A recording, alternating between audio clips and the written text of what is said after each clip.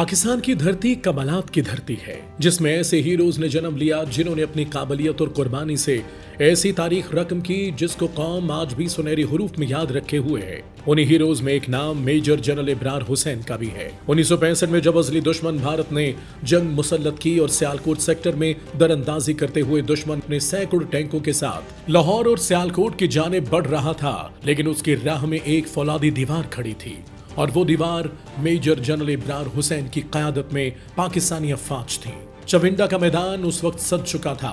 गोला बारूद की बारिश, टैंकों की गड़गड़ाहट और दुश्मन के बेपनाह हमले सब कुछ एक कयामत का मंजर पेश कर रहे थे। लेकिन उन्हीं लम्हों में मेजर जनरल इब्रार हुसैन अपनी फौज के साथ अगले मोर्चे पर मौजूद थे। वो महज एक कमांडर नहीं थे, बल्कि एक सिपाही की तरह अपने जवानों के साथ खड़े थे। मेजर जनरल इब्रार हुसैन की मौजूदगी जवानों के दिलों में ये हौसला पैदा कर रही थी कि ये वतन हमारी जानों से ज्यादा कीमती है।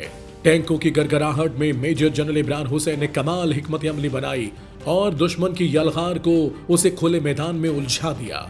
और फिर चविंडा के मैदान में उनकी क़यादत ने पाकिस्तानी फौज को वो ताकत दी जिससे दुश्मन के सैकड़ों टैंकों को खामोश करके ज़मींबोस कर दिया। मेजर जनरल इब्रार हुसैन ने अपने अफसरान और जवानों में ये यकीन पैदा किया कि ईमान और कुर्बानी के सामने दुश्मन का जदीद असलहा बेवक़्त है। और फिर उनके जवान इस दिलेरी से लड़े कि भारतीय फौज पसपा हो गई, जिससे लाहौर और सियालकोट महफूज हो गए।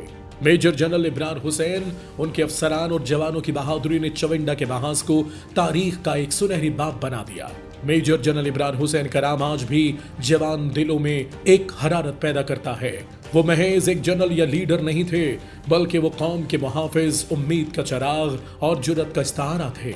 उनकी क़यादत ने साबित किया कि असल ताकत तोप और टैंक में नहीं, बल्कि ईमान और वतन की मोहब्बत में है, और हमें इसे देने से दरेग नहीं करना चाहिए।